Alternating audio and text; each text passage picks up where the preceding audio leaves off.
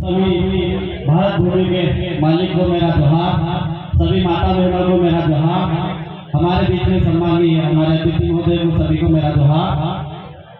आज इतनी खुशी की बात है कि मैं अपने शब्दों से बयां करूंगा तो भी अच्छा लगेगा, क्योंकि 2 साल से हम मेहनत कर रहे थे और वो 2 साल की जो मेहनत है वो आज आप सब लोगों ने यहाँ पर आकर हमारे महापुरुष भगवान टंटे भील के गाथा स्थापना को स्थापित करके ये साबित कर दिया है कि हर कोने में टंटे भील का वंशज रहता है। साथियों, आज लोग कहते हैं कि टंटे भील का वंशज खत्म हो गया।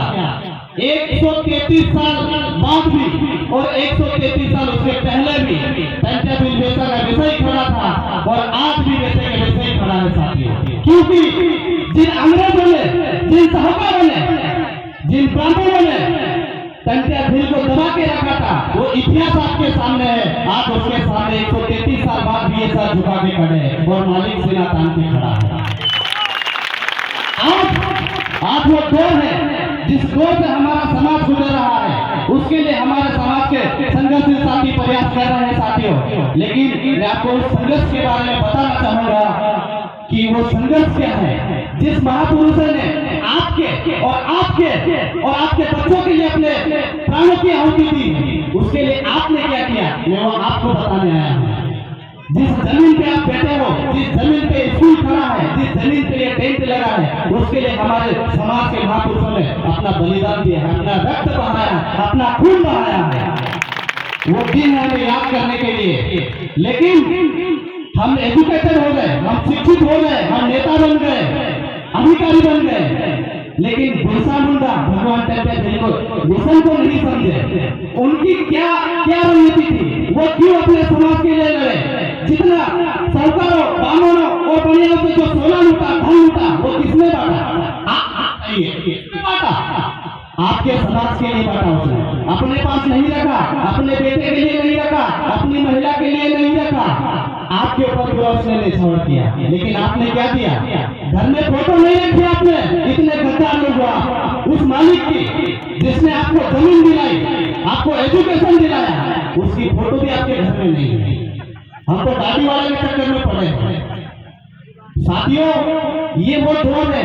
आज हमें आवश्यकता है हमारे समाज को जिंदा करने की। अगर हम जिंदा है तो जिंदा दिखना पड़ेगा, क्योंकि चारों तरफ से हमें मारने के लिए प्लानिंग चल रही है। आपको समझ में नहीं आएगा कि हमें कैसे मारा जा रहा है। हमारा एजुकेशन खत्म करके, हमारे अधिकार खत्म करके, हमारी जमीनें छीन के हमें खत्म किया जा रहा है। अभी हमारे इंदौर जिले में G20 सम्मेलन होने वाला है। उसका स्लोगन देखा, मैं साथी में था, उसका स्लोगन देखा, मेरा दिमाग काम नहीं कर रहा था कि उसमें क्या लिखा है। One earth one family. समझ रहे हो? एक ही प्रकृति है, एक ही परिवार है। वासुदेव कुटुंब, मतलब ये सनातन सभ्यता चलाना चाहते हैं, मतलब आदिवासी का तो रोल ही नहीं इस देश में। ये सनातन संस्कृति को पूरे देश में फैला रहे हैं, लेकिन मालिकाना हक देने से ये घबरा रहे हैं। अभी हमारे सर बोल रहे थे कि पैसा एक्ट दे दिया। अरे 1996 में लागू हो गया था। दिलीप सिंह हुड्डा कमेटी ने हमें इनकी खुशी जाहिर नहीं करना है, इनका सम्मान नहीं करना है। 3 मांगे दे दी इन्होंने, वन समिति, सुरक्षा समिति और एक वित्त सहायता के लिए तो एक महिला और एक पुरुष। इतने में हमको खुश नहीं होना है। द रियल ऑफ इंडिया, इस देश के ओरिजिनल मालिक है। हमें छोटा सा टुकड़ा नहीं चाहिए, लेंगे तो पूरा देश लेंगे, क्योंकि इस जमीन का मालिकाना हक सिर्फ आदिवासी को मिलता है। अगर नहीं देंगे तो छीन के लेंगे। यहाँ पे हमारे सामान्य मंत्री महोदय जी भी बैठे हैं, सर भी बैठे हैं, हरराम जी भी बैठे हैं, तो मैं उनसे भी अनुरोध करूंगा कि आपको भी मालूम है कि इस देश का ओरिजिनल ओनर, आपके लीडर ने कहा है कि इस देश का ओरिजिनल लीडर आदिवासी है। तो आपको भी इस मंच से यही बात रखना है कि इस देश का ओरिजिनल मालिक, डीएनए से ले लो, चाहे प्रकृति से ले लो, चाहे जमीन से ले लो, सिर्फ आदिवासी है, दूसरा कोई भी नहीं। भारतीय संविधान का आर्टिकल 19(13)(3) का इस बात के पुख्ता सबूत है, इसको कोई नहीं मिटा सकता। चाहे ये कॉमन सिविल कोड लेकर आ जाए या दुनिया का कोई भी कानून लेकर आ जाए, हमारी होलीगढ़ ग्राम सभा का गेट सत्य है। ये हमारे पुरखों का बलिदान है।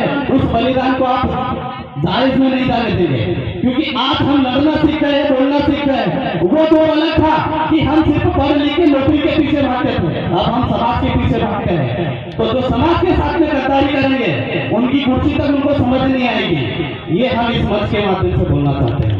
मैं बोलना चाहूंगा, सिर्फ 10 समय नहीं लूंगा, 5 मिनट में अपनी बात खत्म करूंगा।